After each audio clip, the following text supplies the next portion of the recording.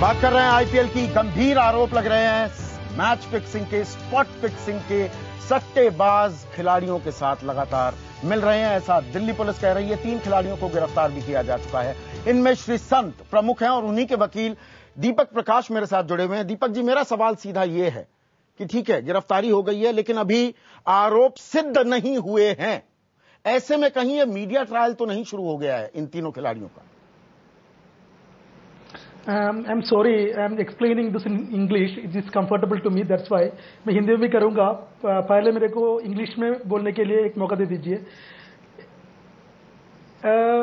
This is very sad to see that before we are examining the prima facie evidence of a case, we are convicted that person and hanged him, and we are already decided that he is a convict.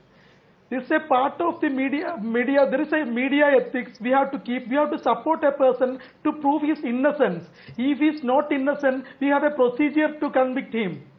In this case, from the beginning itself, it is completely decided that all the players are convicted. Ji. So, I go through the available papers. I am extremely sorry to say that even prima facie there is no evidence. You have started that there is strong evidence. You please examine what is the evidence. Please taking care of the laptop of a person, diary of a person, and saying that 10 lakh rupees is paid. This today's revelation. But they don't know where is the money. In one day, he is spent the money. Ji. I am not going to the merit of this case. Please give a chance to us to prove our case. This is a बिल्कुल बिल्कुल दीपक जी, मैं आपकी बात समझ गया कि पूरा मौका मिलना चाहिए, अदालती कार्रवाई को अंजाम तक पहुंचने में इंतजार करना चाहिए। क्या मन्नी, आपको ऐसा लगता है कि हम ज्यादती कर रहे हैं मीडिया वाले, कि सब कुछ मतलब तय कर दिया कि श्रीसंत तो दोषी है, अजित चंदीला दोषी है, अंकित भी दोषी है? देखिए, आई थिंक ये बातें तो सभी लोग कर रहे हैं, लेकिन बिल्कुल उनके वकील बिल्कुल सही बात कह रहे हैं कि आप वकील का काम तो है बचाना अपने मुवक्किल। देखिए, लेकिन बात ये मेरे ख्याल से कहते भी हैं कि जब तक आप प्रूफ नहीं दे देते, जब तक आप प्रूव नहीं कर देते, तब तक आप इनोसेंट हैं। लेकिन दिल्ली पुलिस ने मेरे ख्याल से काफी होमवर्क किया हुआ है। उनकी बातें रिकॉर्ड हुई हैं। उन्होंने अभी हाल ही में उनका देखा कि किसी और होटल रूम में भी रह रहे हैं, लेकिन मैं फिर भी कह रहा हूं कि प्रोबेबली हम लोग we are jumping the gun. Shishir, ऐसा लगता है कभी कभी कि ज्यादा हम फ्रंट फुट पे ही खेल रहे हैं। मौका तो देना ही चाहिए, और जो देंगे बीसीसीआई भी देगी, और इनके जो पर हम अदालत में और सारी बातें, अगर हम एक प्रक्रिया का हिस्सा बने तो इस देश में या दुनिया में कोई नहीं पकड़ा जाएगा। उसके लिए एक हांसी क्रोनिये की जरूरत पड़ेगी जो खुद कह दे कि हाँ भैया मैंने किया था। अदालत में कुछ नहीं सबूत तो मिलने वाले। लेकिन पुलिस के सामने जो भी कहा है इन्होंने, it is not admissible in court. नहीं, मकोका के तहत है। सीनियर पुलिस ऑफिसर के सामने आपका बयान मकोका में अगर दिया गया है, धाराएं मकोका की लगी हैं, तो वो मान्य होंगी सबूत के तौर पर। देखिए, जिस गली में मैं गया नहीं, उस गली का नाम पूछ के तो फायदा नहीं है। तो मैं तो लॉयर नहीं हूं, लेकिन मैं इतना जानता हूं कि पुलिस के पास काफी एविडेंस होगी इन्हें अरेस्ट करने के लिए। आपको क्या लगता है?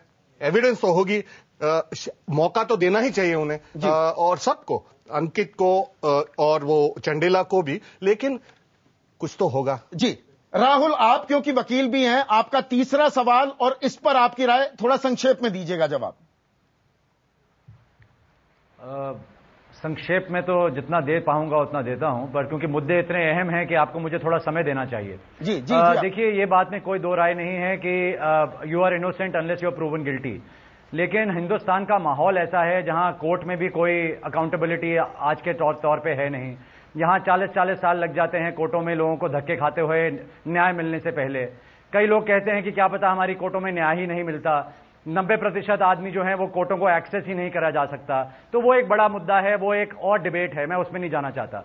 आज का मुद्दा आपका क्या है कि श्रीसंत का, आप इस मुद्दे को अगर श्रीसंत और इन 2 खिलाड़ियों तक सीमित रखेंगे, ये बहुत ही दर्दनाक बात होगी। आपको इस मुद्दे को बाहर लेकर जाना है। बुकी जो है वो सिर्फ राजस्थान रॉयल के प्लेयर्स के साथ, उनके साथ कोई लगाव नहीं होने, वो सारी की सारी जो टीमें हैं उनके साथ वो यही हश्र कर रहे होंगे। वो अलग बात है कि एविडेंस हमारे पास अभी आज नहीं है जी। तो अगर माँ बाप जो हैं अपने बच्चे को सही रास्ते पे लाना चाहते हैं, और माँ बाप यहां पर कौन है? बीसीसीआई और आईपीएल।